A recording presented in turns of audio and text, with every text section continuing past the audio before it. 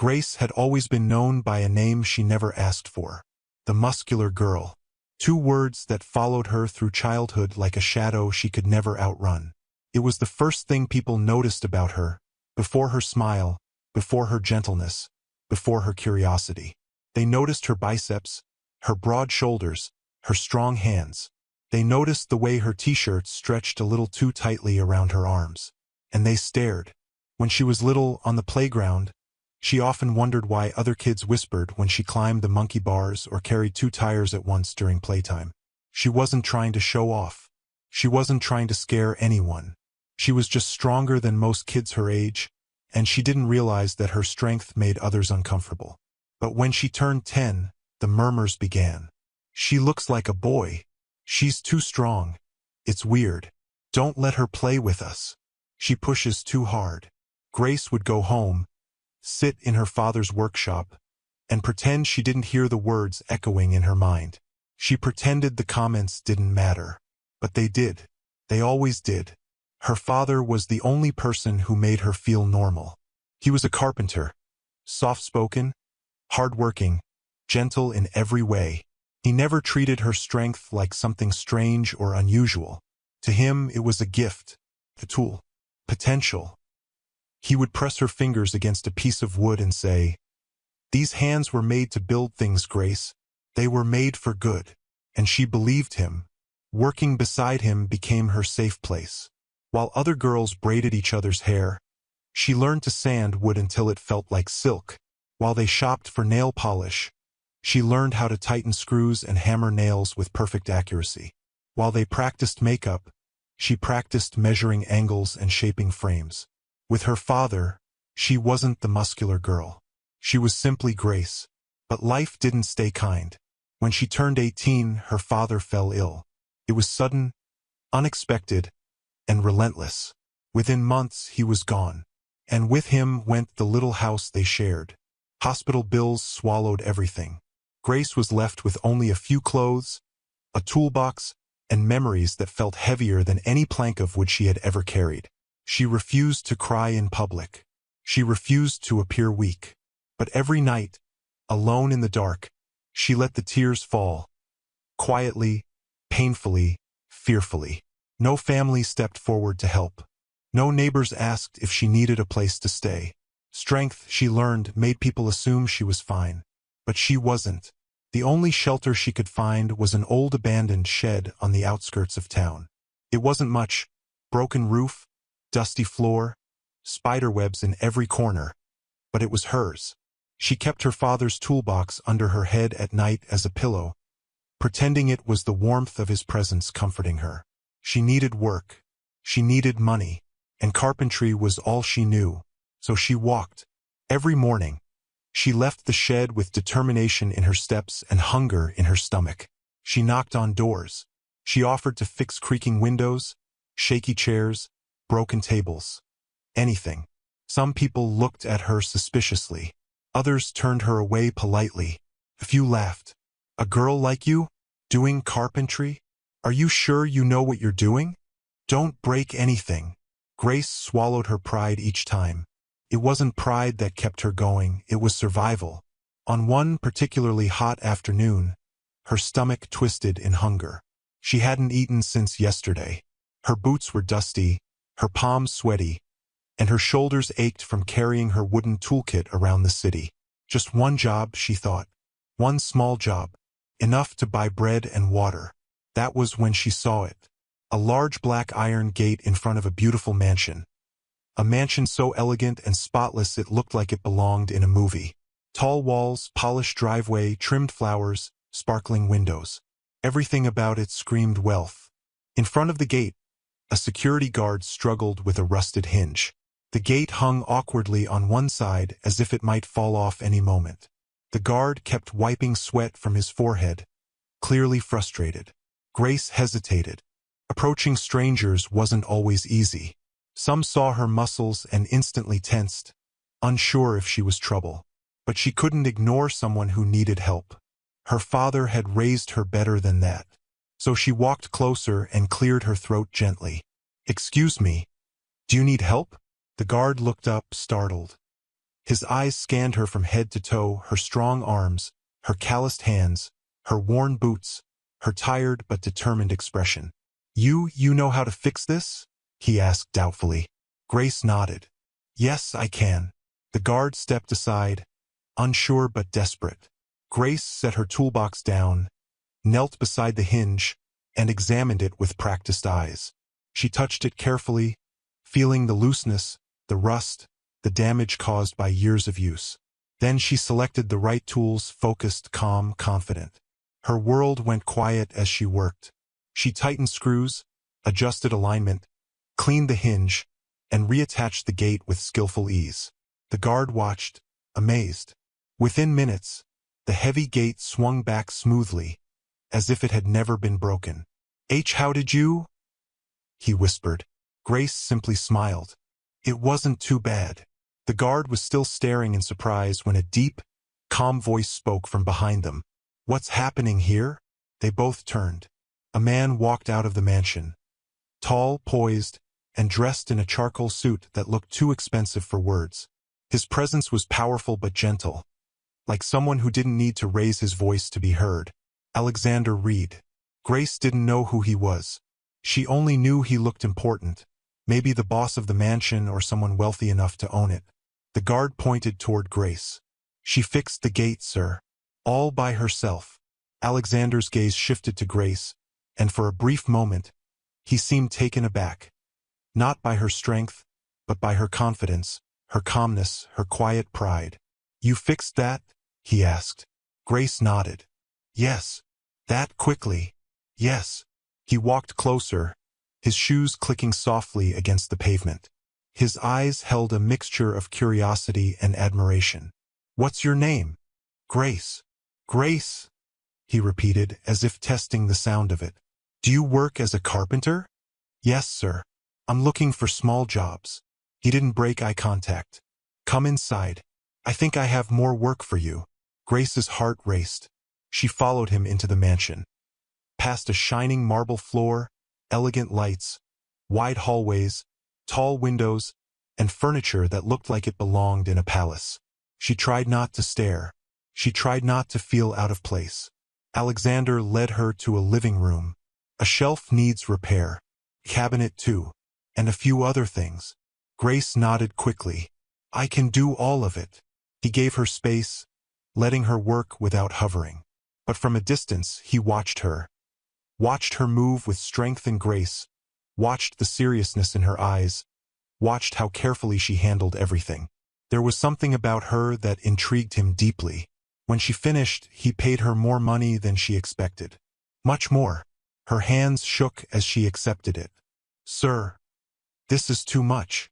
"No," he said softly. "It's exactly what your work is worth." That night, for the first time in months, Grace bought a proper meal, warm rice, chicken, vegetables, and juice. She sat alone in her shed, eating slowly, savoring every bite. Tears filled her eyes, not because the food was special, but because she finally felt seen. For once, someone had looked past her muscles, past her poverty, past her odd nickname.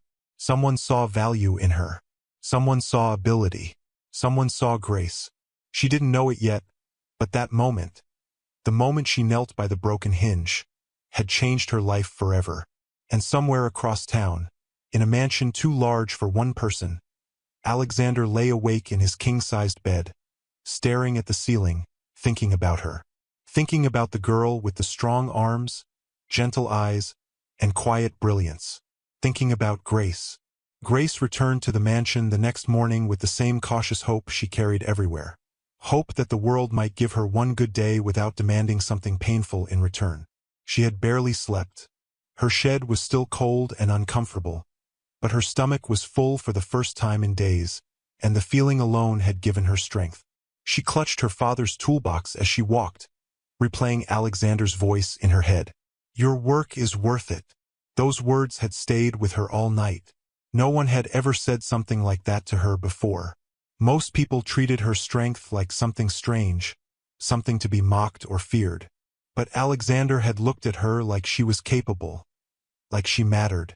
When she reached the mansion gate, The guard greeted her with a warm nod that surprised her. "Morning, Grace." She paused, blinking. It had been a long time since someone said her name with familiarity, without suspicion or judgment. "Good morning," she murmured back. He pressed a button to open the gate for her. "He's expecting you." She stepped inside, and for the second time, the beauty of the mansion swallowed her whole. The driveway was so polished she could see her reflection. The walls were white and tall, the flowers perfectly arranged, and every detail, from the stone paths to the curved balcony, seemed to whisper wealth. As she approached the front door, it opened before she could knock. Alexander stood there, dressed in a simple white shirt and dark trousers. He looked different today, less formal, more relaxed, but still effortlessly elegant. His hair was neatly brushed, and his eyes held a softness she didn't expect from someone so intimidatingly successful. "Grace," he said, his voice calm and warm. "Good to see you." She nodded, unsure what to do with the sudden flutter in her chest. "Good morning, sir." "You don't have to call me sir," he said as he stepped aside for her to enter. "Alex is fine." She wasn't used to calling wealthy people by their first names, but something about him made her feel safe. She stepped into the mansion again, and he led her toward a room she hadn't seen before. A bright sunroom with tall windows and shelves filled with books. "I found a few more things that need repairs," he said. "If you're free." Grace opened her toolbox. "I'm always ready to work." For the next hour, she moved from one project to another, tightening a loose shelf, repairing a wooden arm on a chair, adjusting a closet door that didn't close properly. She worked with careful precision, her expression focused. Alexander watched, not in a distracting way, not hovering over her shoulder or questioning her every move, but from a respectful distance, arms folded loosely, a curious thoughtfulness in his eyes. She felt his gaze sometimes and pretended she didn't.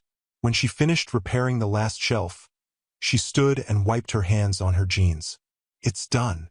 "That was fast," he said, genuinely impressed. "You work like you've been doing this your whole life." "I have," she said softly. He motioned toward a small table in the corner. "Would you like something to drink? Water? Juice?" Grace hesitated. Accepting things made her uneasy. She was used to doing everything herself, used to hiding her needs so no one would see her struggles. But his expression was so open, so sincere, that she finally nodded. Water would be fine. When he brought her the glass, their fingers brushed for a moment. It was nothing, just a small accidental touch, but it sent a strange warmth through her. She took a sip and felt her shoulders relax slightly. Alexander leaned against the wall, hands in his pockets. "If you don't mind me asking, who taught you all this?" Grace looked down at the glass in her hands. "My father." There was a soft pause, one he didn't rush to fill. "He started teaching me when I was about 8, she continued. "We didn't have a lot, but he made our life feel full. Carpentry was our way of being together." Alexander nodded slowly. "He must have been a good man. He was the best." "What happened?" Grace swallowed. She hated talking about the past, but for some reason, telling Alexander didn't feel as painful as she expected. "He got sick," she whispered. "There wasn't enough money for treatment. Everything we owned was sold. And then he was gone." A heavy silence filled the room. "I'm sorry," Alexander said quietly, his voice full of sincerity. Not pity, just understanding. "No one should go through that." Grace nodded, staring at the floor. "I'm trying to keep doing what he taught me. It's all I have left of him." "That's not all you have left," he said gently. She looked up, confused. "You have talent," he continued. "You have strength. You have skill. And you have a future. One that's waiting for you." His words landed on her like sunlight on cold skin. She didn't know how to respond. "Do you enjoy carpentry?" he asked. She nodded immediately. "More than anything. I feel like I'm creating something useful, something that matters." He smiled. "And you're very good at it." Grace felt her cheeks warm. Compliments were rare in her life. So rare that she didn't know how to receive them. She put the glass down. "Thank you." Alexander gestured toward the repaired items around the room. You did all of this in one morning. That's talent, Grace. People spend years looking for someone who works half as well as you do. She lifted her toolbox, trying to hide a small smile. I should go. I don't want to take up your time. You're not, he said.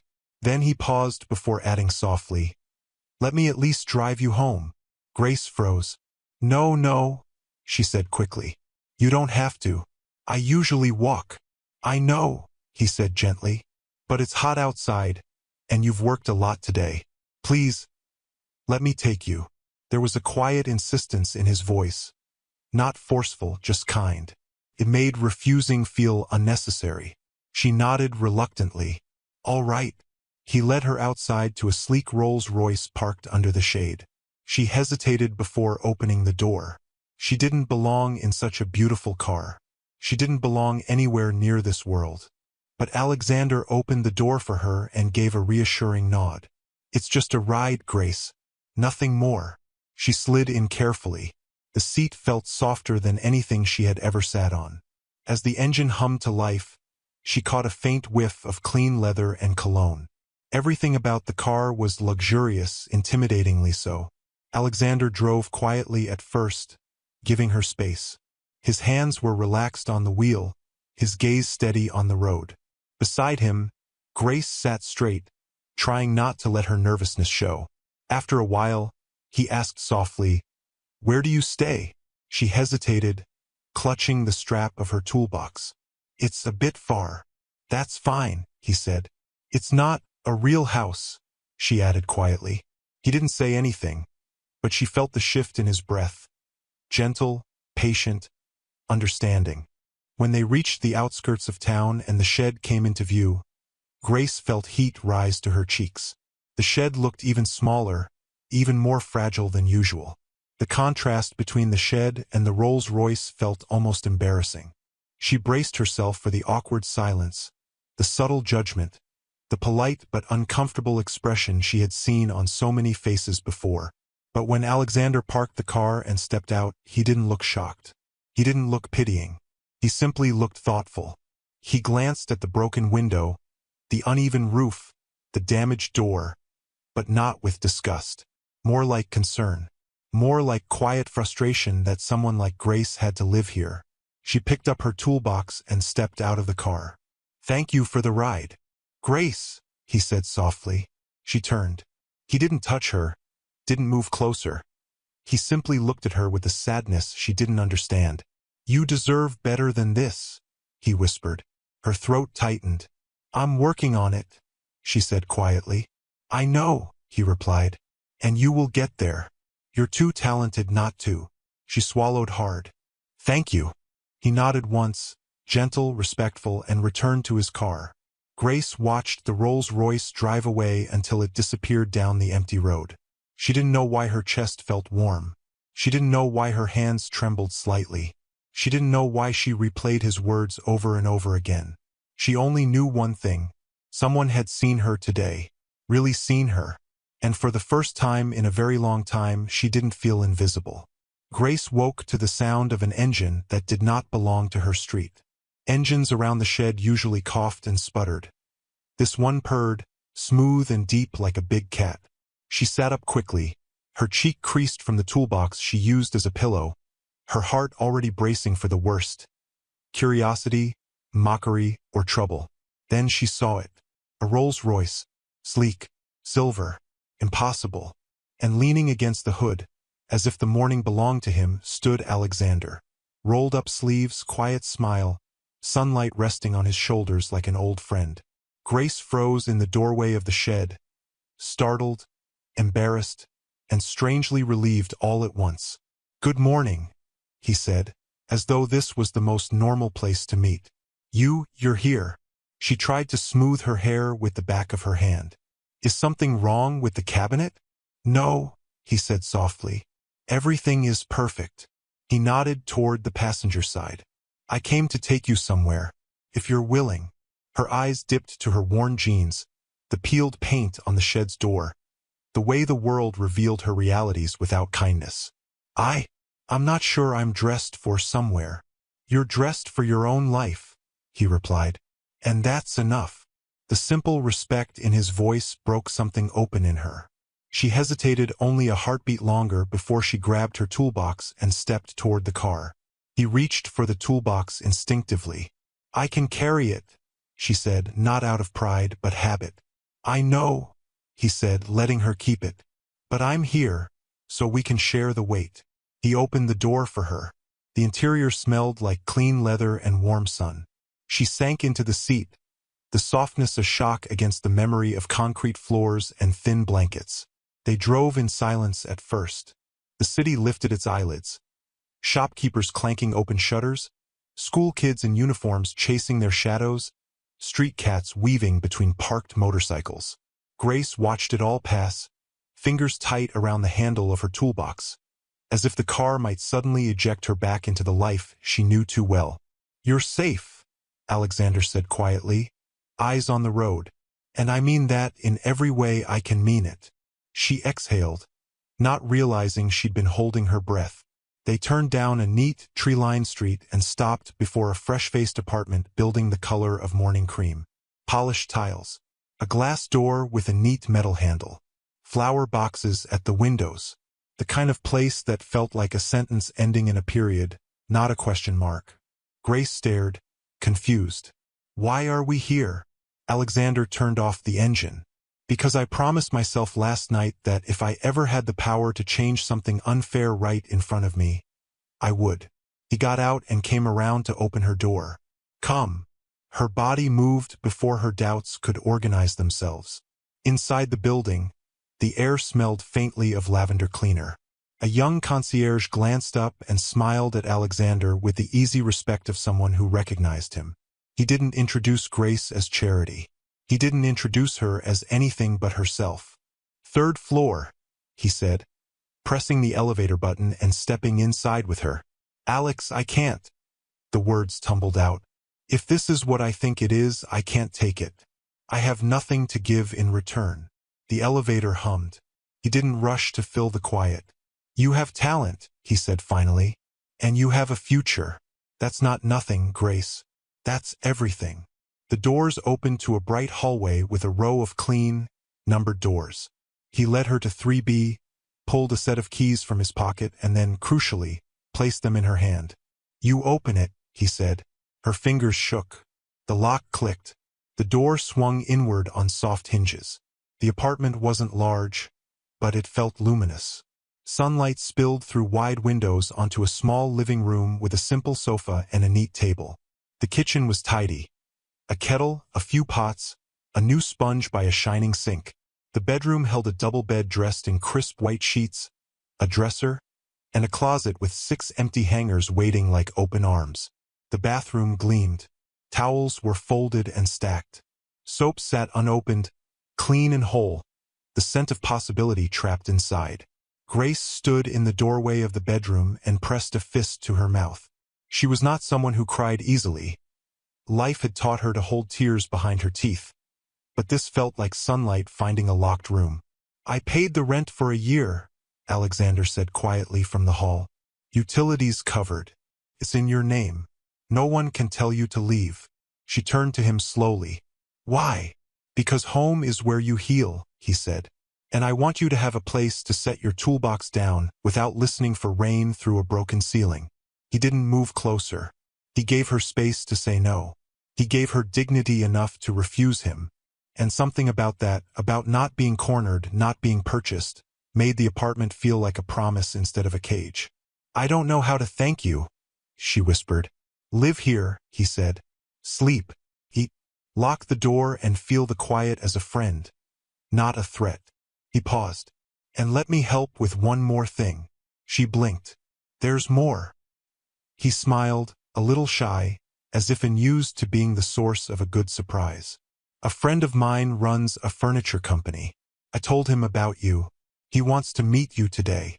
Her heart stumbled. Fear and hope ran toward each other and collided in her chest. What if I'm not good enough?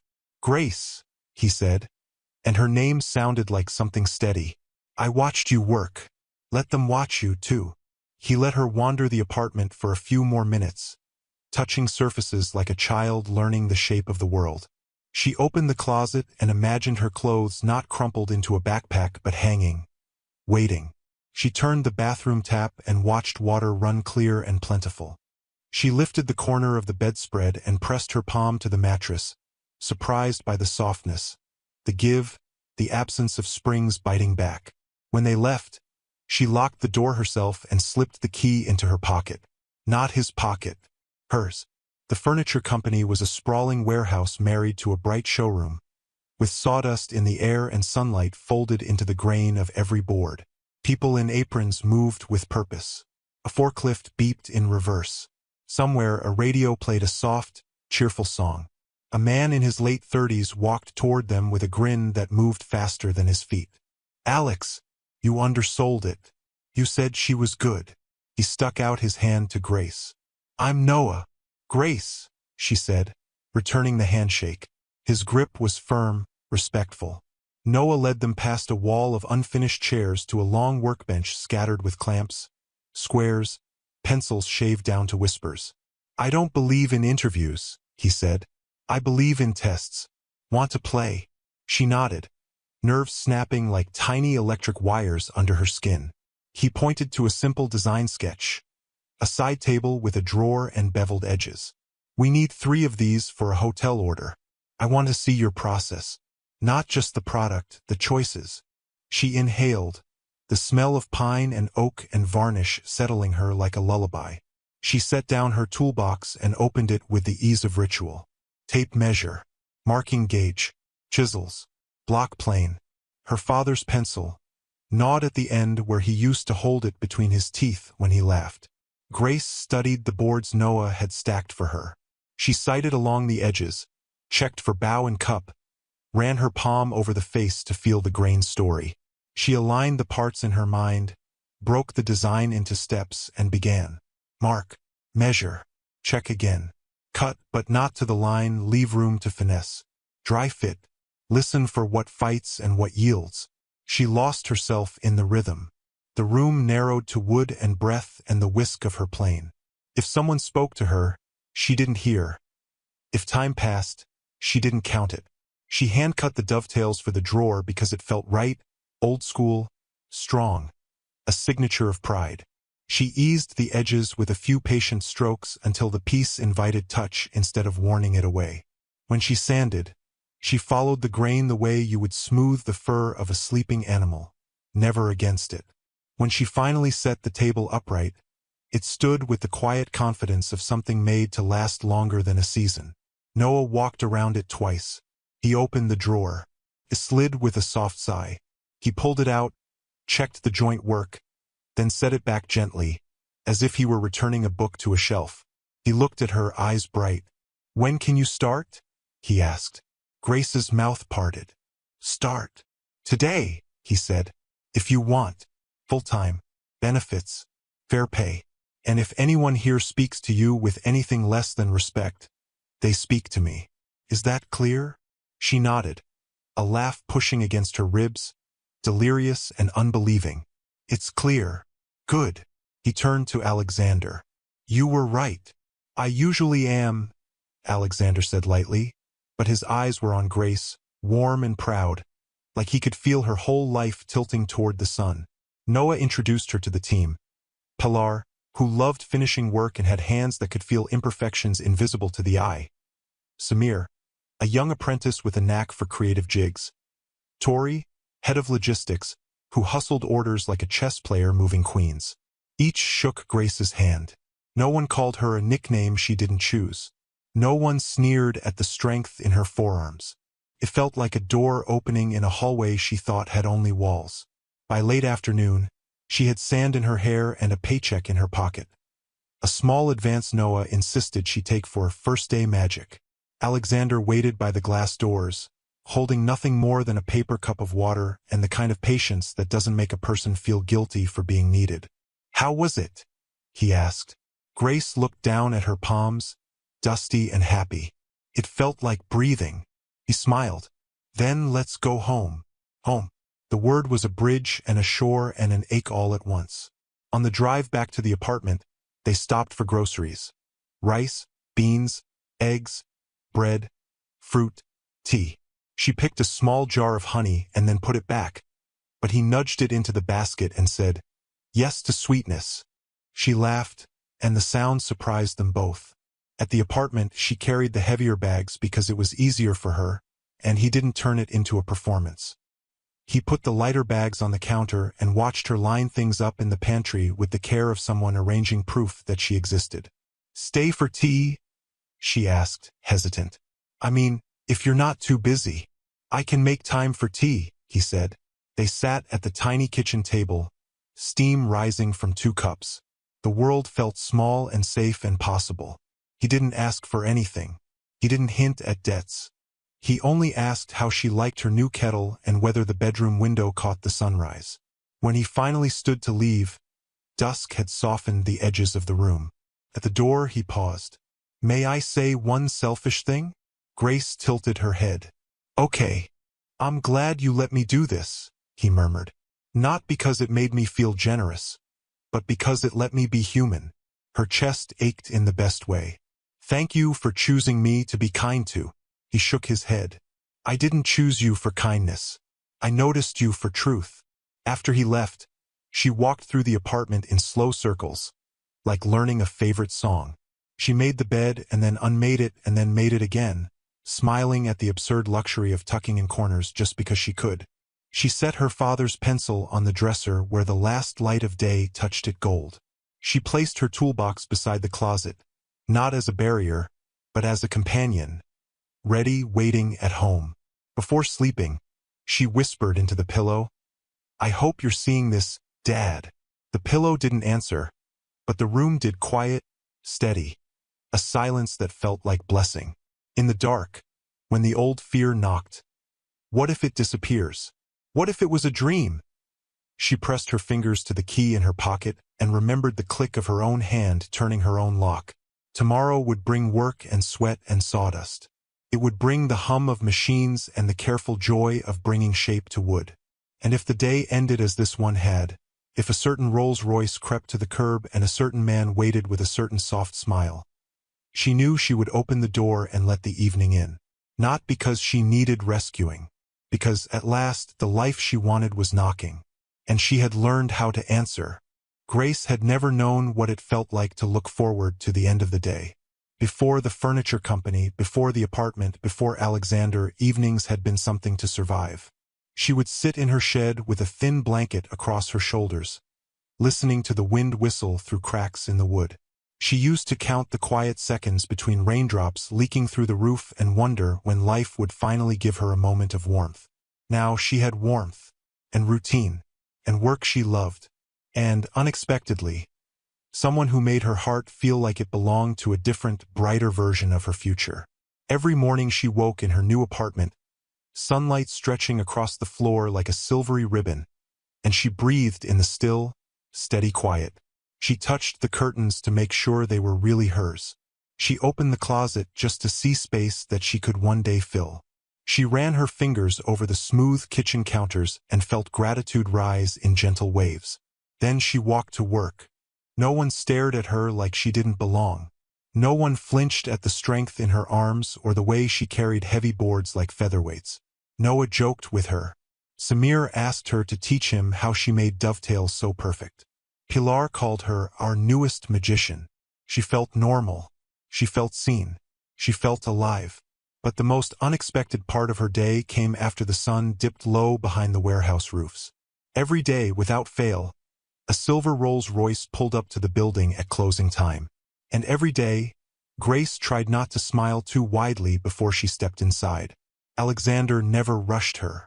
He leaned against the car, reading something on his phone or simply watching the workers leave. When she approached, his eyes lit up just a fraction. Subtle, but enough to make her stomach flutter. "Long day?" he would ask. "Good day," she would answer, and she meant it. They didn't talk about the apartment. They didn't talk about debt or gratitude. He never acted like he had done something extraordinary for her. He acted like picking her up was the highlight of his day. Sometimes he drove her straight home. Sometimes he suggested a short stop for ice cream. Sometimes they got smoothies and sat in the car while the night breeze hummed softly through the trees. It was unplanned, easy, comfortable, and quietly intimate. But weekends were different. Weekends tugged them closer.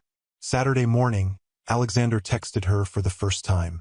"Are you free today? I want to show you something." Grace stared at the message for 10 full seconds, wondering if he accidentally sent it to the wrong person. But then she remembered, she was someone in his life now. Someone he wanted to talk to. Someone he wanted to see outside of work. "Yes. Where should I meet you?" she typed. "Stay home. I'm coming to pick you up." 5 minutes later, she was pacing around her apartment, panicking about what to wear. Her clothes were plain, simple jeans, soft t-shirts, the same boots she wore for carpentry. She had never been on anything close to an outing with a wealthy man, let alone someone who made her heart twist into gentle knots. In the end, she settled on a clean white t-shirt and dark jeans. She tied her hair back. She didn't own makeup, but she washed her face and hoped her smile would be enough. When she heard the knock, her heart skipped. Alexander stood at her door, casual in a blue shirt and sneakers. "You look nice," he said. She blushed. "I look the same as always." "That must be what I like then," he replied. The way he said it, soft, factual, without awkwardness, made her chest warm. He took her to a movie theater, and Grace stared up at the giant screen like a child seeing fireworks for the first time. She hadn't been to a cinema since she was 12. Alexander watched her more than he watched the movie, smiling at her reactions, her laughter, the way her eyes widened at dramatic scenes. Afterward, they got popcorn and sat outside on a bench in the late afternoon sun. "Do you ever switch off?" she asked. "What do you mean?" "You're always working, always thinking, always planning. Don't you ever rest?" He looked at her thoughtfully. "I didn't used to, but lately, I feel like I'm learning how." "How?" "You," he said, and his voice was quiet, honest. "Every time I'm around you, I feel like the world stops trying so hard to pull me apart." Grace swallowed, unsure how to respond to something so sincere. So she simply sat beside him, letting the sunlight warm their hands as they brushed lightly between them. The next weekend, they went to the park. Grace wore a simple dress Pilar had gifted her, light, flowy, and soft enough that she felt like someone who deserved softness. Alexander noticed immediately. "You look—" He paused, searching for the right word. "Happy." It wasn't the word she expected, but it was the one that meant the most. They bought ice cream and walked through the park's winding paths. Children flew kites, couples took photos near a fountain, and leaves rustled above them like gentle applause from the trees. At one point, Grace reached out absent-mindedly and steadied a loose button on Alexander's sleeve with her thumb. The touch was brief, instinctive, and small, but he looked at her like she had just pulled him closer without realizing it. "Grace," he murmured. She froze. "Sorry, I didn't mean." "No," he said quickly. "I liked it." Her cheeks warmed. His eyes softened, and they kept walking. It was a Friday evening when it happened. Grace had finished a long day at the workshop, her arms sore, her fingers stained with wood dust. Alexander drove her home but didn't leave immediately. "Do you want to take a walk?" he asked. They didn't go far. Just down the quiet street outside her building, where the lamps glowed golden and the air smelled faintly of jasmine. The moon hung full and bright above them, like a shy guardian watching their steps. They walked slowly, neither speaking, both aware of how close their hands were. At one moment their fingers brushed. Once, twice, then they didn't separate. His hand slid into hers as though it had been searching for it across an entire lifetime. Grace tensed for a second, then relaxed into the warmth of his palm. He squeezed lightly. She squeezed back. They stopped walking. "Grace," he whispered. She looked up at him. Alexander stepped closer.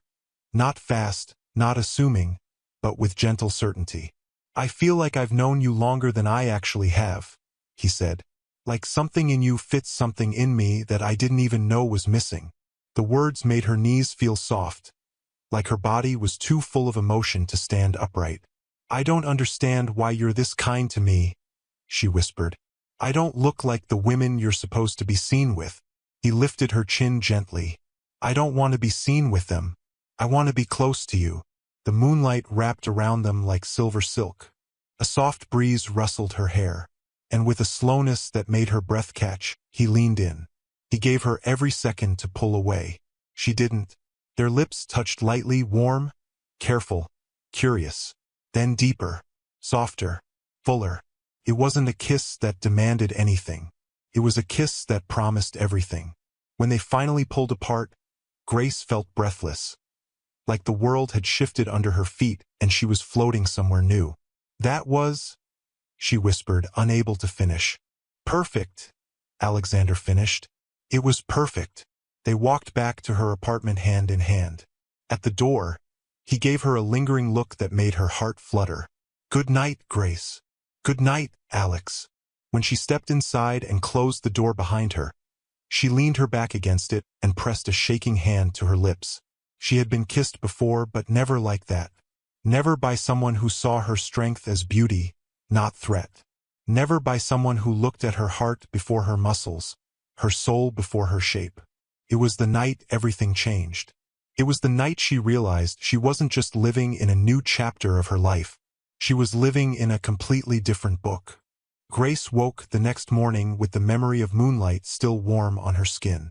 She touched her lips, soft, tingling, still remembering the way Alexander's kiss had felt. Not rushed, not pressured, just right, just honest. She had fallen asleep with her heartbeat racing, overwhelmed and grateful, her mind filled with new possibilities. But life has a habit of testing happiness, and it would test hers sooner than she expected. Alexander arrived early to pick her up for work, the sun barely brushing gold onto the sky. He greeted her with a quiet smile, a look that said, without words, that he hadn't stopped thinking about her all night either. As they drove, their hands brushed now and then. Sometimes he reached for her fingers. Sometimes she let him. Felt natural, like breathing. But the peacefulness didn't last. When they reached the furniture company, something in Alexander's expression shifted. His phone buzzed, and the name that flashed across the screen drained the warmth from his face. Grace saw it. Mother calling. He answered it reluctantly. Hello. She couldn't hear the other end, but she could tell the voice was sharp, urgent, disturbed. Alexander tightened his grip on the steering wheel. No, Mother. Now is not a good time. Pause. No. She didn't tell me she was coming back. Pause. Yes, I'll handle it. I said I will handle it. He ended the call and let out a slow breath, pressing his forehead lightly against the steering wheel. Alex, Grace asked softly, is everything okay? He lifted his head, forcing a small smile. It's nothing you need to worry about. I'll see you this evening. But Grace knew better. There was something in his eyes, something like dread, something like a storm forming behind calm skies. That afternoon, the storm stepped through the front doors of the furniture company, wearing 6-inch heels and a designer dress. Her entrance was impossible to ignore. Workers paused mid-task. Conversations cut off. Even the machines seemed to hum quieter. Vanessa Grant walked like the world owed her attention. Tall, slender, perfectly styled hair cascading over her shoulders. Grace was sanding a cabinet when the air shifted. She looked up and met eyes with a woman whose gaze was icy and assessing. You, Vanessa said, studying her like she was a stain on glass. You must be Grace. Grace wiped her hands on her apron. Yes. Can I help you? Vanessa's lips curved into a cold, amused smile. Help me? Oh, sweetheart, no. I'm here for something far more important. She glanced around dramatically, making sure everyone heard her next words. I'm here for Alexander. The workshop grew quiet. Grace blinked. Alex. Yes? Vanessa said, stepping closer in slow, deliberate strides. Alexander Reed, my future fiancé. Grace's heart dropped. Fiancé? She whispered. Vanessa flipped her hair. Well, not officially, but our parents arranged our marriage when we were children. He belongs with me, always has. Grace stiffened. Alex never mentioned. Of course he didn't, Vanessa interrupted with a mocking laugh. Men don't announce complications to girls like you. Her eyes dragged slowly across Grace's body. Her muscular arms, her broad shoulders, her dust-streaked clothes. You're strong, Vanessa said softly, as though the word was an insult. Almost too strong. It's not very feminine, is it? Grace's jaw tightened, but she didn't look away. I'm comfortable with who I am. Are you? Vanessa stepped even closer, close enough that Grace could smell her expensive perfume.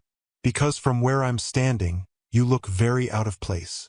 Noah noticed the tension and hurried over. Is everything all right here? Vanessa flashed him a brilliant, fake smile. Absolutely.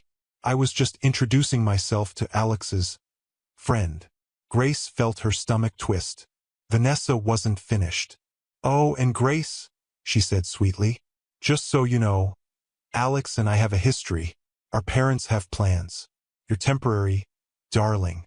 A distraction. He'll get bored eventually. Grace didn't say anything. She couldn't. Her words seemed to have slipped beneath the floorboards with her confidence. Vanessa gave one last smirk, turned, and walked out as if she owned the building. Grace stared at the door long after she was gone. For the first time since she met Alexander, she felt small again. Alexander arrived that evening exactly on time, but Grace didn't rush to meet him. She walked slowly, heart heavy, hoping her face didn't give away the ache spreading through her chest. When she slid into the passenger seat, he frowned immediately. Grace, what happened? She didn't answer at first. She simply asked, Who is Vanessa? He closed his eyes briefly, guilt flickering across his face. My parents' idea of a perfect match, he said quietly. They planned it years ago, before I had any idea what I wanted. And now, Grace whispered. He looked at her, really looked at her. Now I know what I want. Her heart skipped, but she shook her head. She said you belong with her. He leaned closer, voice steady. I don't belong to anyone but myself. She said you were supposed to marry her. My parents arranged something, he admitted. But that doesn't mean it has to happen. It doesn't mean I want it. Grace swallowed hard. And her coming back? What does she want?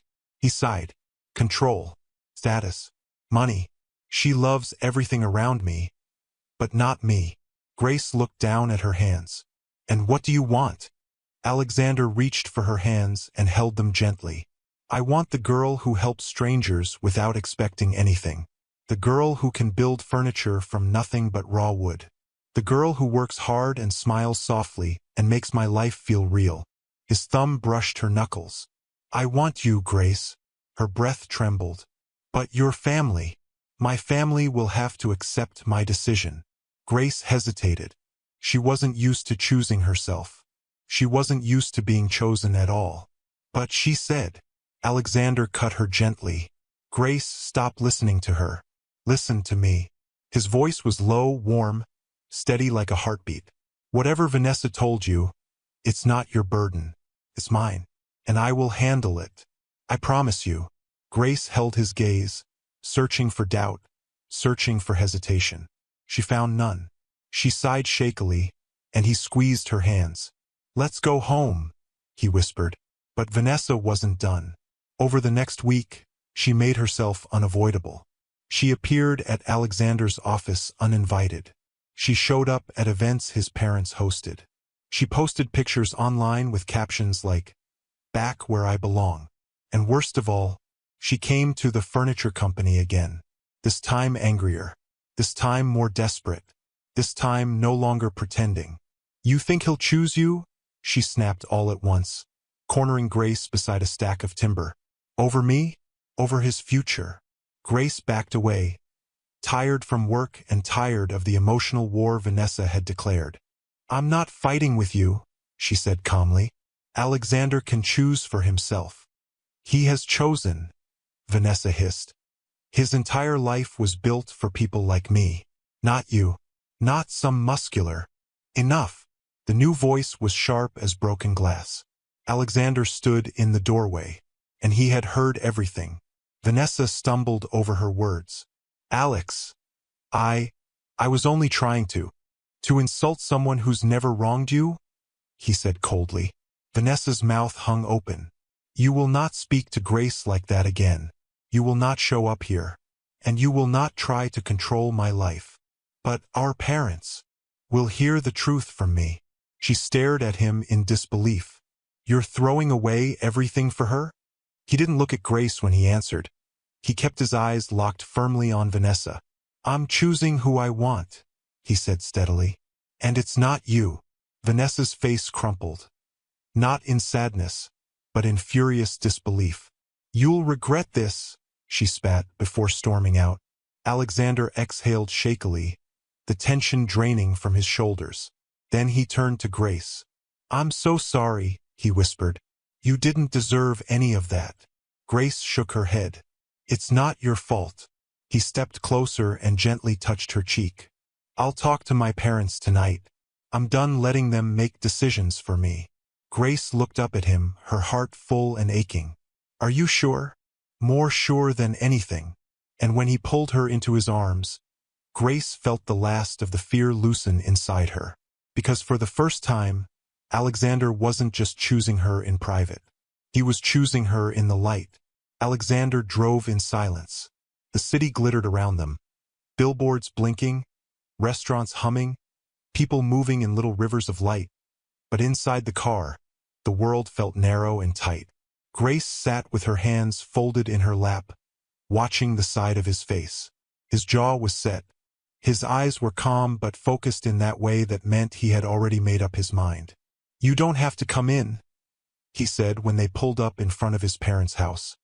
Less a home than a monument. The lawn looked trimmed with rulers. The fountain in the center threw water into the air like a spotless performance. I want to, Grace said quietly. He glanced at her, surprised. Are you sure? Yes, she swallowed. I don't want you to stand alone. Something softened in his expression. He reached across the console and squeezed her hand once, firm and grateful, before they stepped out together. Inside, the house smelled like polished wood and perfectly folded lives. A maid led them to a formal sitting room where his parents were already waiting. Mr. Reed stood near the fireplace, hands behind his back, the picture of control. Mrs. Reed sat on the edge of a love seat, posture straight, necklace perfect, smile not quite reaching her eyes. Alexander, she said, rising as if to hug him, then noticing Grace and stopping mid-motion. You brought company. Grace forced a small, respectful smile. Good evening, ma'am. Sir. There was a pause so long it had edges. Mrs. Reed recovered first. Would you like tea? No, Alexander said gently but firmly. This won't take long. Mr. Reed's gaze hardened. Your mother tells me you spoke harshly to Vanessa today. I spoke honestly, Alexander replied. I told her the arrangement ends now. Arrangement, Mrs. Reed repeated, as if the word were something delicate that shouldn't be touched. It's more than that. It's history. It's trust between families. You know what this union secures. What it secures for you, Alexander said, calm but unyielding. Not for me. Mr. Reed stepped forward. This is not just about you, Alexander. I know. It's about decency. It's about integrity. It's about choosing a life that won't turn me into a stranger to myself. And instead, Mrs. Reed said, finally looking directly at Grace. You choose this. Grace felt the sting, then let it pass. She had met worse words in smaller rooms. Alexander didn't flinch. I choose Grace, he said, the name steady and bright between them, because she tells the truth, because she works with her hands and her heart, because she's earned every piece of her life. Mr. Reed's eyes narrowed. And Vanessa? Loves the performance, Alexander said softly, not the person. Something complicated moved across Mrs. Reed's face. Hurt, pride, confusion. She reached for a last argument. Vanessa is a good girl. She comes from a respectable family. Respectable in public? Alexander replied, and his voice changed. The sound of a door opening onto something no one wanted to see. But not honest. Mrs. Reed's hand stilled on the armrest. "What are you saying?" "I'm saying there are things you don't know," he said. He took out his phone not to threaten, but to bring light. "Legal issues, records, a paper trail you never checked because you trusted a memory of childhood and a promise of profit." Mr. Reed bristled. "Accusations are cheap."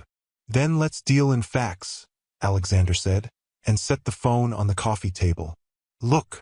Grace stayed quiet as names and dates flashed across the screen. Mugshots with dead eyes behind expensive makeup, court entries with phrases like possession and probation violation. A final line that made Mrs. Reed's hand fly to her mouth: deportation order executed. Silence rolled through the room like thunder that had run out of breath. Mrs. Reed sat down slowly, the air leaving her chest in a fragile sigh. "No," she whispered. "No, surely. It's all public record," Alexander said gently. "I didn't want to bring this to you. I tried to make my choice without dragging anyone through the mud. But she pushed. She came to Grace's workplace and tried to humiliate her. She threatened my life as if it belonged to her. I will not build a family on secrets and cruelty." Mr. Reed stared at the screen as if it had betrayed him. A long moment passed. Then his shoulders dropped an inch, the tiniest surrender. "Why didn't her parents tell us?" "Because it would kill the deal," Alexander said. "And the deal mattered more than the truth." Mrs. Reed's eyes found Grace's. Something in them had changed, less ice, more searching. "And you?" she asked softly. "What do you want from my son?" Grace clasped her hands, steadying her breath. "Nothing he doesn't want to give," she said. "I didn't ask for the apartment. I didn't ask for the job introduction. I didn't ask for any of this. He offered kindness and I accepted it because I needed help. But I don't want his money. I don't want his name. I want him, the person. The man who waits at a workshop gate like it's the best part of his day. If he ever decides he wants something else, I won't hold him. I will still have my work. I will still have my life." Her voice didn't shake. It was the sound of someone who had learned to stand without asking permission. Mrs. Reed looked at her son. "She speaks like your father when he was young," she said softly, and the smallest smile cracked the tightness of the room. "Stubborn and honest." Mr. Reed cleared his throat. His eyes had softened, but pride still wrestled inside him. "Integrity is not a business plan," he said gruffly. "It's the only plan that lets me sleep," Alexander answered. Silence again. Then Mrs. Reed stood, crossed to Grace, and did something Grace didn't expect. She reached out and took her hand. Her touch was light, unsure, but real. "I judged you because I was afraid," she said. "Afraid of a life I couldn't control for my son. Afraid of a story I didn't write. I'm sorry." Grace blinked quickly. "Thank you," she whispered. Mr. Reed let out a long breath. "We will need to manage the fallout," he said, but the fight had left his voice. "The grants won't be quiet." "We don't need them to be," Alexander said. "We just need to be honest." Mrs. Reed squeezed Grace's hand once more, then let go. "You should go," she said gently. "Be somewhere that feels like the life you're choosing." They did. Outside, the night felt bigger. The stars didn't look like diamonds. They looked like pinholes in a dark curtain, proof that light could still get through. In the car, Alexander didn't speak until they were a few streets away. "Are you okay?" he asked. Grace nodded. "Are you?" He smiled, tired but lighter. "More than I've been in years." She watched his hands on the wheel, the easy steadiness returning to his driving. "How did you find the records?" she asked.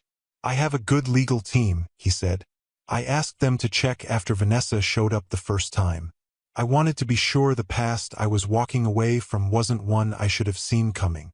Grace turned that over in her mind, how he moved with care, not just anger. "Thank you for protecting me," she said. "You don't need protection," he replied. "You need partnership." He glanced at her, a flicker of heat and hope in his eyes. "And you have it." She looked out the window, hiding a smile she couldn't tame. "Partnership," she repeated softly, like a password to a door she had never thought would open for her. The next day, the headlines began. Not loud scandals at first, just whispers on glossy sites and comments under photos. Rumors swirl about billionaire heir's broken engagement. Sources claim unexpected split. New woman in the picture? Grace kept her head down at the workshop. Noah called a short meeting that morning. "We'll be hearing a lot of nonsense for a while," he said, folding his arms. "It's not our business. Our business is wood, joints, finish, delivery dates. If anyone gives Grace trouble for something that isn't their business, they'll meet me outside." "Understood."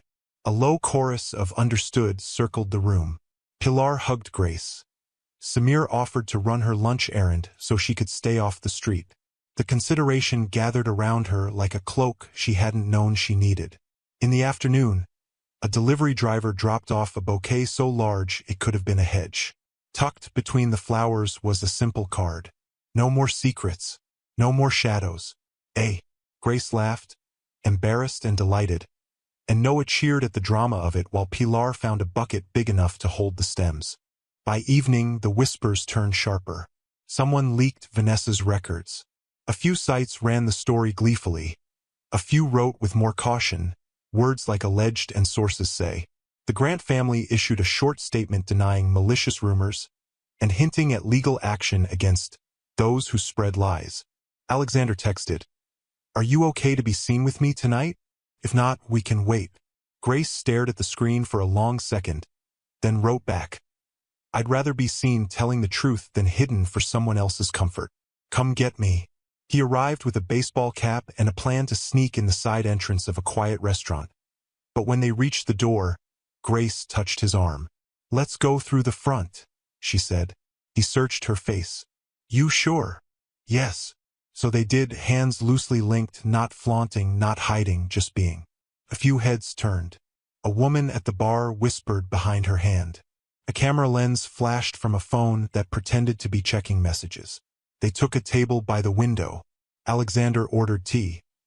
Grace chose pasta and actually finished it because anxiety no longer crowded out hunger. They talked about nothing important. Samir's funny mistakes with the sander, a movie trailer Alexander had watched, a night market he wanted to take her to when things calmed down. When they left, a reporter stood outside with a microphone, emboldened by the dark and the door. "Mr. Reed, is it true you ended your engagement because your new girlfriend pressured you? Miss, is it true you targeted him for his money?" The questions hit like small stones. Grace felt the urge to shrink, to go soft and quiet like she had in so many rooms where she wasn't wanted. But she didn't. She stepped half a step forward, her voice clear. "We're not engaged," she said. "We're not breaking anyone's life to build ours. We're choosing honesty. That's all." Alexander touched her back. "That's enough," he told the reporter, not angry, just final. He guided Grace to the car, and they drove away, leaving the microphone waving at their taillights. They didn't talk for a few minutes, letting the night settle. Then Alexander laughed softly. "What?" Grace asked, startled. "You," he said. "Front entrance. Straight spine. Clean sentence." She smiled, cheeks warm. "I'm tired of living like I should apologize for existing." "Don't," he said. "Ever." 2 evenings later, the storm finally broke. A long-form article appeared on a reputable site. Nothing trashy, nothing cruel, facts, documents, timelines, quotes from court records. It didn't name Grace. It didn't gloat. It simply laid out what had happened and when. The last paragraph was a quiet indictment of the way wealth often hides pain until it erupts in someone else's life. The Grants went silent. Alexander's parents called him. His mother's voice sounded smaller, but it carried something true. "We should have trusted your judgment," she said. "We forgot that our son is a man." After the call, Alexander and Grace met at the park. It was late, and the lamps threw soft halos onto the path. They sat on a bench and didn't rush the moment. "I thought the truth would feel heavy," Grace said at last. "But it feels like the sky is taller." He turned toward her. "I don't want you to mistake this," he said. "I didn't choose you because Vanessa was wrong for me. I chose you because you're right for me." She nodded, eyes shining. "I know. And I want to say something I should have said clearly from the start. He drew in a breath. What I did, the apartment, the job introduction, I did because you deserved doors that had been unfairly closed. But I need you to know, I don't measure you by what I give. I measure myself by whether I'm worthy of walking next to you. Her throat ached in that sweet, unbearable way. You are, she whispered. He reached for her hand. She let him take it. They sat like that a long time, listening to the leaves overhead and the small sounds of a city resting. When he walked her home, they stopped under her window the way they often did, caught in the lazy pull of not wanting to say goodnight. He brushed a strand of hair behind her ear, slow and careful. What happens next? She asked. He smiled. We keep choosing each other, every day, and we deal with whatever comes. She nodded. I can do that. Tomorrow, he said, I'll come to the workshop early. I want to see you work from start to finish. Not because I doubt you, because it makes me happy. She laughed. It's sawdust and noise. It's music, he said. They kissed soft, unhurried, the kind of kiss that doesn't need an audience or a promise, because it is both. Inside her apartment, Grace stood for a moment in the dark, listening to the quiet. She touched the key on the table, the one that still surprised her when it fit in her hand. She thought about the girl in the shed, the gate hinge, the first time she heard her name sound like a future. Truth had caused pain this week. It had also cleared the air. It had set things in order. Maybe that was the lesson. The right life isn't always tidy, but it is honest. She turned off the lamp and slid into bed, the faint taste of tea and night air on her lips, the steady certainty of his hand in hers still humming through her bones. Morning would come, with headlines, with work orders, with new looks from old eyes. But morning would also come with wood waiting to be shaped and a car waiting outside and a choice waiting to be made again. Choose love. Choose honesty. Choose each other. And she would. For days, Grace felt as though the world had shifted under her feet. Not in the dizzying way it used to, when life threw her from one hardship to the next, but in a slower, deeper way. As if something was settling, rooting, becoming real. Alexander had defended her. He had spoken up. He had chosen her. Not secretly, not half-heartedly, but fully. She felt it in the way he looked at her now. In the way his hand found hers without hesitation. In the way he listened when she spoke. And heard even the things she didn't say. But because life rarely gives sweetness without bitterness, the world around them reacted. Some online comments were cruel. People called her names. Suggested she was using him. Invented stories about her past. Pictures of her at the workshop, covered in sawdust, sweat on her forehead, circulated with mocking captions. She tried not to see it, but Noah eventually shut off the break room TV entirely. People fear what doesn't match their tiny picture of the world, he told her gently. Don't shrink yourself to fit someone else's frame. Grace nodded, but her chest still felt tight. The only time she truly breathed was in the evenings, when Alexander picked her up and the world felt quiet again. One evening, Alexander walked into the workshop earlier than usual. His presence caused a domino effect. Workers paused mid-task. Sawdust danced in the sunlight as if whispering about him, and even the machines seemed to hum lower. Grace wiped her hands on a rag as he approached. Are you free tonight? He asked softly. Yes, she said, though her heart fluttered nervously at the seriousness in his tone. Good, he said, because I'd like you to come somewhere with me. Where? To speak with my parents again, he said. Not about Vanessa, about us.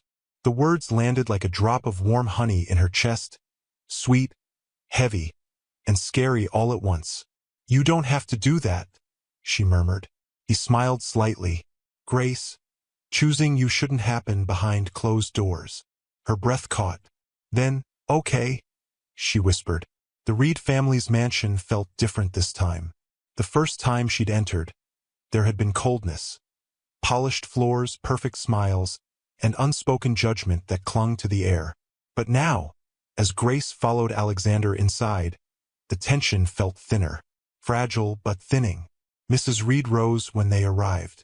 There was a pause, long, deep, but not sharp like before. Her eyes traveled from Alexander to Grace, and this time, the judgment had softened into curiosity. "Grace," she said quietly, "come sit." They sat on a couch across from his parents. Alexander held her hand openly. Mr. Reed folded his arms. "Alexander tells us you two are serious." Alexander nodded. "Yes, we are." Grace's spine stiffened slightly. She felt exposed, like someone standing under bright light without a shield. But Alexander shifted closer, grounding her. His mother exhaled slowly. "Alexander, we want you to be happy. You know that."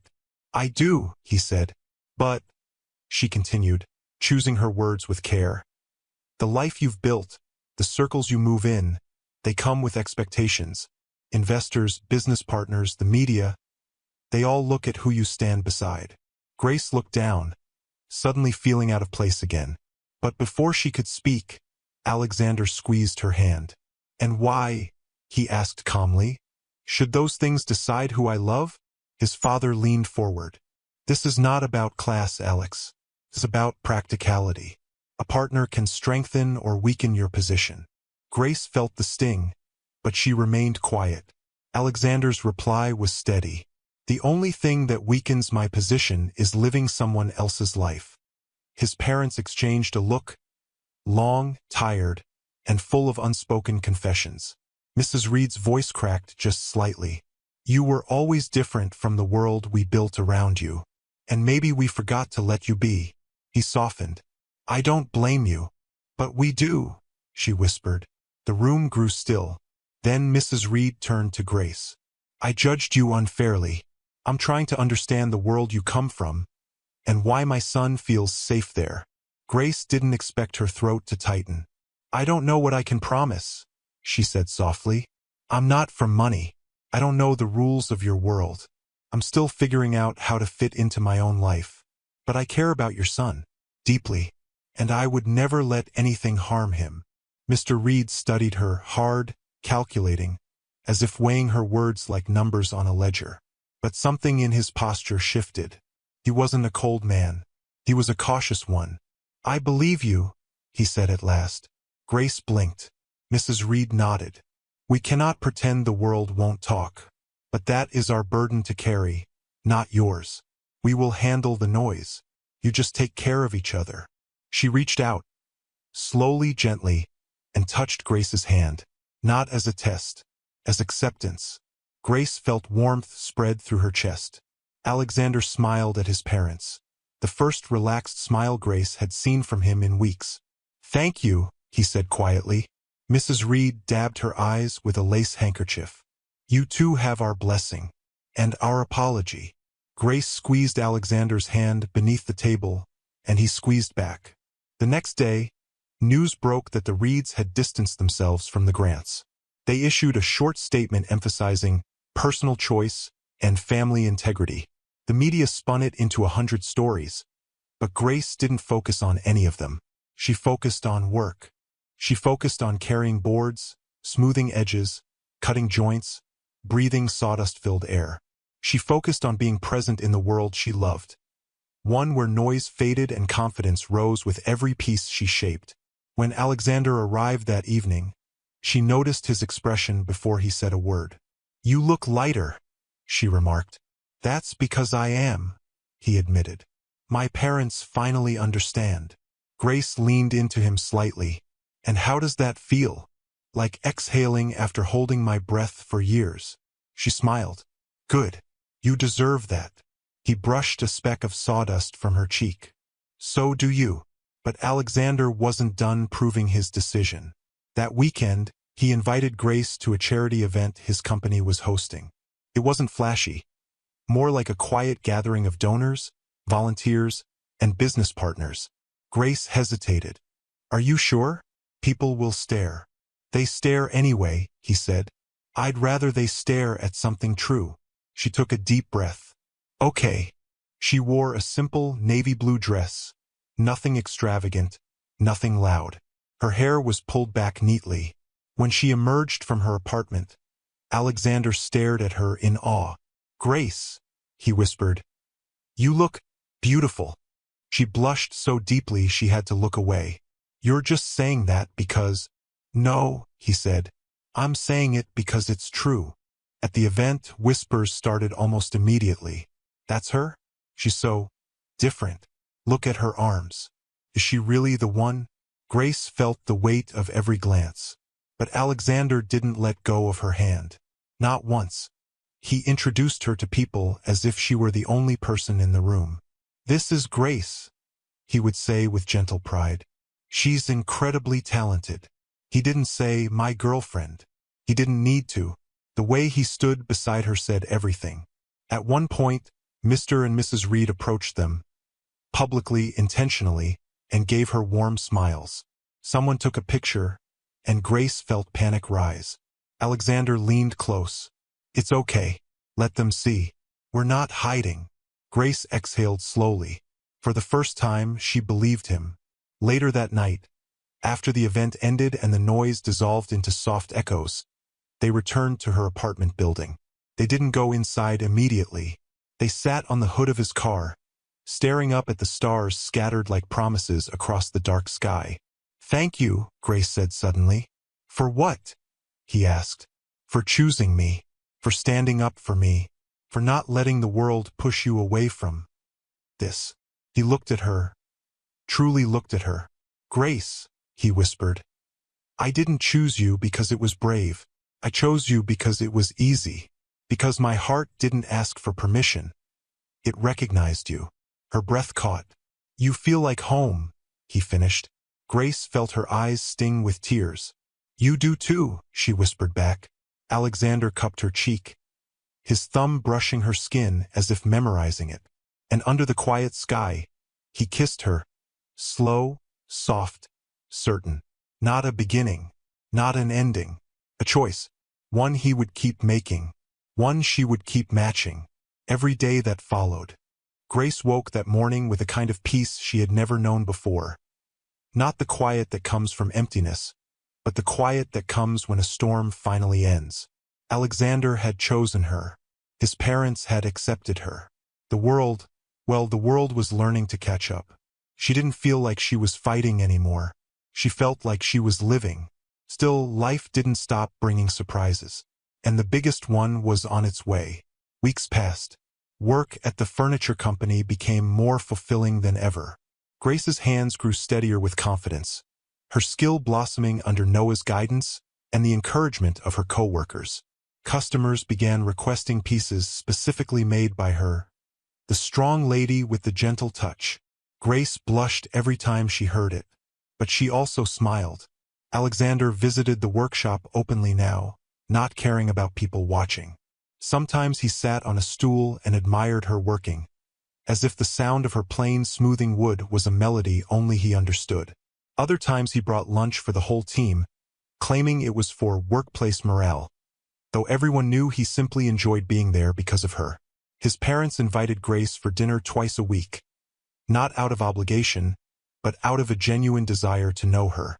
Mrs. Reed even asked Grace to help her choose plants for her new garden, claiming, I trust your eye for natural beauty.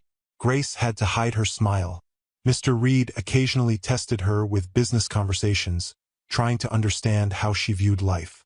He seemed fascinated by her simplicity. Not the simplicity of ignorance, but the simplicity of someone who knew what mattered. Grace still felt nervous sometimes, but she also felt welcome. And Vanessa? She disappeared from their lives entirely. No more calls, no more visits, no more scenes. The world moved on. Grace and Alexander grew closer. Quiet walks at night, lazy afternoons on her couch, laughter over small jokes, and shared silences that felt like home. Every day, their love didn't feel like a sudden flame. Felt like a slow sunrise, growing, warming, brightening. And yet, Grace sensed something brewing in Alexander. Something he had not said yet. Something he carried carefully behind his eyes like a fragile secret. She just didn't know what. Not yet. One Saturday, Alexander took her to the first place they ever walked together. The small park with the stone paths and the silver fountains. The sky was painted with streaks of pink and orange, and the lamps glowed softly like fireflies waking from their naps. "Do you remember this place?" he asked as they strolled. Grace nodded. "Of course. It's where everything changed," he finished gently. He led her to the bench where they had first held hands, where they had shared that quiet, perfect kiss. Grace sat lightly, her heart fluttering. Alexander didn't sit immediately. He stood in front of her, hands in his pockets, eyes full of something deep and trembling. "Grace," he began slowly, "these last few months, they've shown me more about myself than the last 10 years ever did." She frowned softly. "Why?" "Because you showed me the parts of life that matter," he said. "You reminded me what it means to love without fear, without calculation, without pretending." Her breath caught. "You've taught me more about strength than any boardroom ever could," he added, kneeling slightly closer. "Strength that isn't loud or violent. Strength that's steady, faithful, patient." Grace's eyes softened. "Alex!" He knelt fully now on one knee, and Grace's heart stopped completely. "Grace," he whispered, voice already shaking with emotion. "I didn't fall in love with you because you needed saving. I fell in love with you because you saved me. You gave me a life I didn't know how to ask for." She covered her mouth with trembling hands. He reached into his coat pocket and pulled out a small velvet box. "I don't want a future built on expectations or deals," he said. "I want a future built with you. Your strength, your kindness, your honesty, your laughter, your courage." Grace's eyes were already full of tears. He opened the box. Inside was a simple ring, gold, elegant, nothing flashy. It looked like him. It looked like her. It looked like them. "Grace," he swallowed. "Will you marry me?" Time froze. The breeze paused. The park held its breath. Grace's heart burst open. "Yes," she whispered. Then louder. "Yes, yes, I will." He exhaled a trembling breath, his relief turning into pure joy as he slipped the ring onto her finger. She threw her arms around him, tears falling onto his shoulder as he held her with the kind of tenderness only love could teach.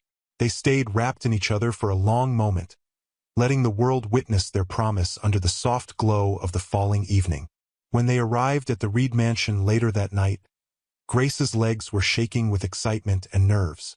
Alexander held her hand firmly, grounding her. His parents were in the sitting room. Mrs. Reed looked up with a curious smile. Mr. Reed set his newspaper down. Alexander cleared his throat. "Mom, Dad, we have something to tell you." Grace braced herself. "We're engaged," he said simply. Mrs. Reed gasped, hands flying to her mouth, eyes bright with joy, not disapproval. She stood so quickly she almost stumbled, then hurried toward Grace and pulled her into a warm, unexpected embrace. "Oh my goodness," she whispered. "Congratulations." Grace blinked, overwhelmed. Mr. Reed stood and approached Alexander, eyebrows raised. "Are you sure?" "Yes," Alexander said firmly. A long pause. Then Mr. Reed smiled, a small, proud smile that transformed his whole face. He pulled his son into a hug, clapping him on the back. "Then I am too." Grace felt her heart melt. His parents embraced her next. Mrs. Reed cried softly into Grace's shoulder. Mr. Reed gripped her hand with genuine respect. In that moment, Grace realized something beautiful. She hadn't only gained love, she had gained family. The weeks that followed were gentle and joyful.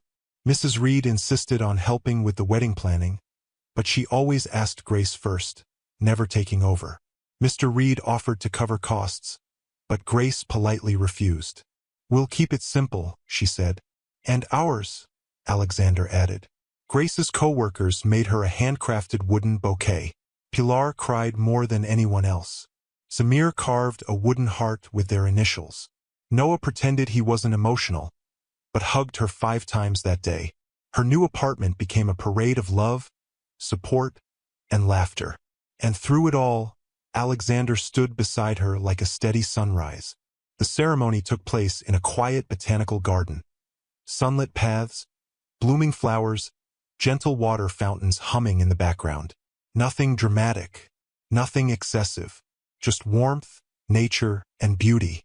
Grace wore a simple white gown with a fitted bodice and soft flowing skirt. Her hair rested in waves down her back. She looked strong and elegant, like herself but brighter. Alexander wore a classic black suit. When he saw her walking down the aisle, his breath visibly caught, and his eyes filled with emotion. She had never seen someone look at her like that, like she was the answer to a question he had been asking for years. As she reached him, he whispered, "You're stunning." "You're nervous," she whispered back.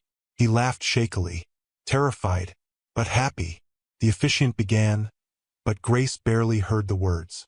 She was too busy memorizing the way Alexander's thumb brushed her hand, the way his eyes softened each time he looked at her, the way his smile trembled with joy. When it was time for vows, Alexander went first. "Grace," he said, voice steady with emotion, "you came into my life quietly, without asking for anything. You taught me how to love with honesty, how to live with purpose, how to choose what feels right. I promise to stand beside you, protect your dreams, and build a future with you. Brick by brick, heart by heart." Grace wiped her eyes. Then she spoke. "Alexander, you changed my life when you saw past what everyone else stared at. You gave me a chance not because you had to, but because you believed in me. I promise to love you with my whole heart, to walk beside you through every sunrise and storm, and to always be your partner. Your strong, stubborn, loyal partner." They exchanged rings. They whispered, "I love you." They kissed softly, tenderly, as friends and family clapped. The world didn't end. The world didn't collapse. It bloomed. Later that night, they returned to Grace's apartment, the place where their story truly began. Alexander carried her over the threshold, laughing as she held on to him. "Are you ready?" he asked. "For what?" she smiled. "To build a life together." She wrapped her arms around him. "I've been ready." He kissed her again, slow and full of promise. In the quiet of that small apartment, now filled with flowers, laughter, and memories, they curled together, hearts steady and warm. She was no longer the girl sleeping in a shed. She was no longer the lonely, muscular girl people whispered about. She was Grace Reed, loved, chosen, equal, whole. And her forever had finally begun. Thanks for watching. If you enjoyed this story, please subscribe to this channel and tell us where you are watching from. Have a wonderful day.